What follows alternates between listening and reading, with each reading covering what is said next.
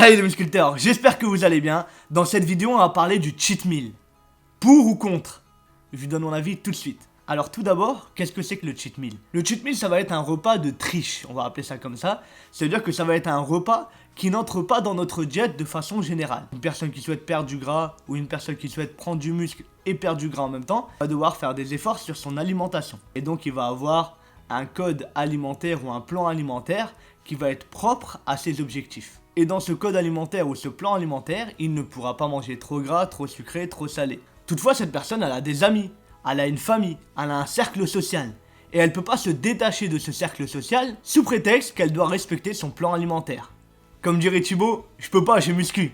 Et bah chez nous aussi on peut, même si on a muscu. Chez nous on peut, même si on doit manger bien. Pourquoi? Parce que le plus important, c'est de garder ses relations sociales.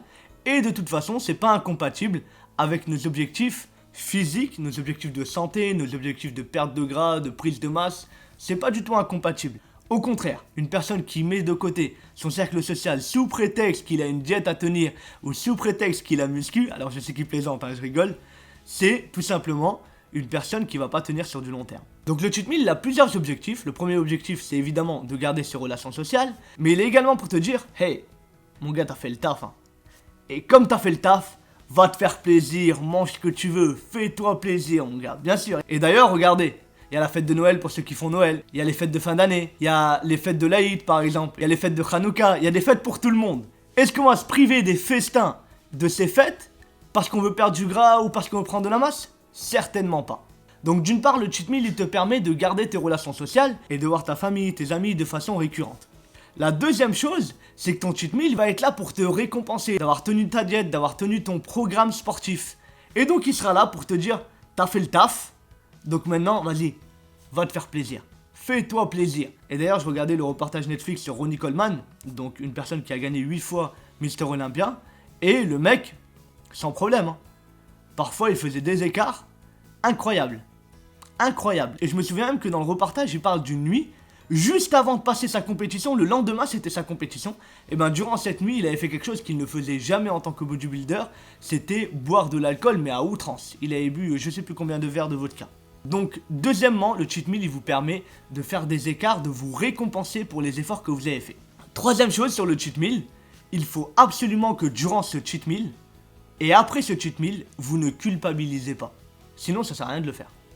Il faut vraiment que durant ce cheat meal, vous vous fassiez plaisir, vous mangez ce que vous voulez, dans les quantités que vous voulez, et surtout que vous ne culpabilisez pas. Sinon, non seulement le cheat meal ne sert à rien, et je vous déconseille de faire le cheat meal, mais en plus vous risquez de remettre en question tous les efforts que vous avez fait, tant au plan alimentaire qu'au niveau sportif. Donc si vous culpabilisez après un cheat meal, je vous déconseille fortement de le faire. Donc voilà, maintenant moi je vais vous parler un petit peu de mon cas, peut-être que ça vous intéresse, et peut-être pas, mais dans tous les cas je vais en parler parce que j'ai envie d'en parler. Je fais beaucoup de sport, je fais attention à mon alimentation durant la semaine, et donc je fais des cheat meals. Mais en réalité, moi j'appelle pas ça des cheat meals. Ma diète, ça va être une diète flexible. En fait, je vais manger plusieurs fois des choses qui ne sont pas forcément directement liées à ma diète, tout simplement parce que j'ai fait en sorte dans mon plan alimentaire que ces petits écarts que je veux faire durant la semaine soient dans mes objectifs.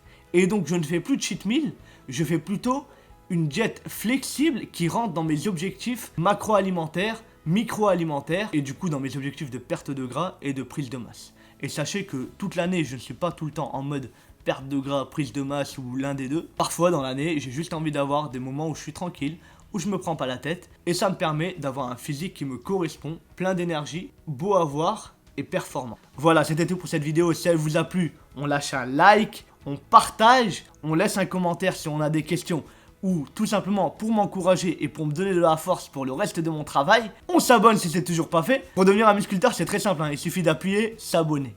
Et surtout, prenez soin de vous les musculteurs.